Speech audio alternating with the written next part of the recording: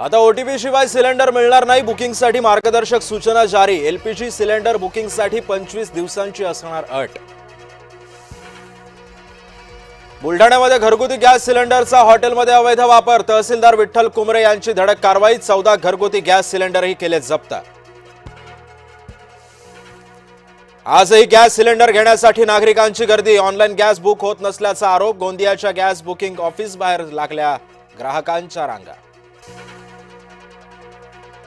नाशिकच्या ग्रामीण भागामध्ये वाढली चुलींची मागणी, सिलेंडरच्या तुटवड्याने चुलीवरचं जेवण करण्याची वेळ। वेळापूरच्या चुली तयार करण्याचे काम युद्धपातळीवरती सुरू।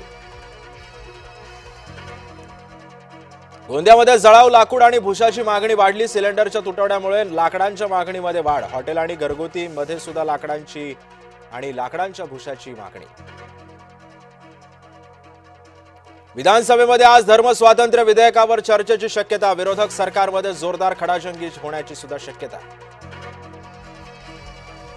गॅसच्या तुटवड्यावर सर्वपक्षीय बैठक बोलवा, खासदार सुप्रिया सुळेंची पंतप्रधानांकडे मागणी।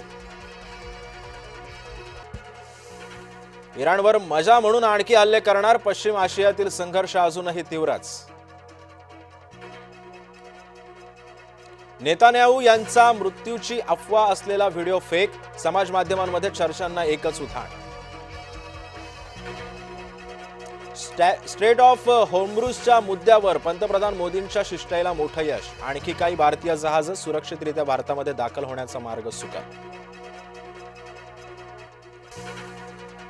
भारतासाठी खुशखबर, शिवालिक आणि नंदादेवी जहाज गुजरातमध्ये होणार दाखल। होर्मुझच्या सामुद्रधुनीतून 92,700 मेट्रिक टन एलपीजी साठा घेऊन पोहोचणार।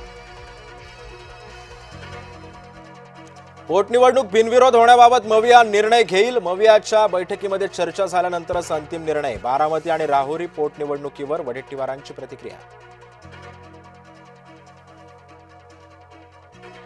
बीडीडी चाळीतील नागरिकांना आज घर मिळणार, मुख्यमंत्री देवेंद्र फडणवीसांच्या हस्ते चावी वाटपाचा कार्यक्रम संपन्न। बीडीडीमधील 864 सदनिकांचं मुख्यमंत्र्यांच्या हस्ते वितरण।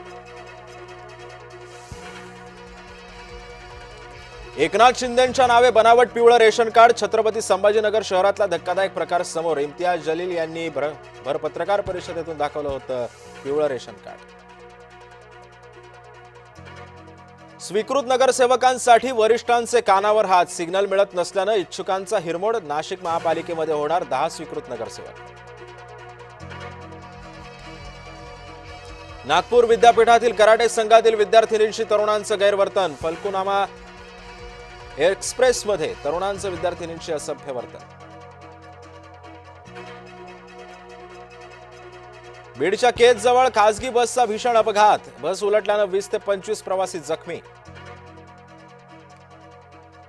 आज राज्यसभा निवडणुकीसाठी मतदान, महाराष्ट्रातील सर्व 7 जागांची बिनविरोध निवड, तर बिहारमधून नितीश कुमार राज्यसभेवर जाणार।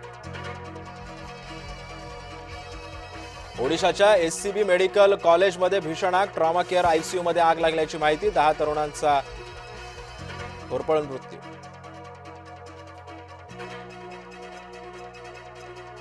विदर्भ साहित्य संघाच्या अध्यक्षपदी डॉक्टर गिरीश गांधी आणि डॉक्टर गांधींना 2661 मतं मिळवत प्रदीप दातेंचा त्यांनी केला पराभव। बांगलादेशचा पाकिस्तानवर थरारक विजय, सलमान अली अघाची शतकी खेळी व्यर्थ, बांगलादेशनं वनडे मालिका 2-1 घातली खिशात। दक्षिण आफ्रिकेनं वर्ल्ड कप मधील पराभवाचा काढला वचपा, न्यूझीलंडचा 91 धावांमध्ये खुर्दात, 7 विकेट्स मिळवला पहिल्या T20 मध्ये दणदणीत विजय।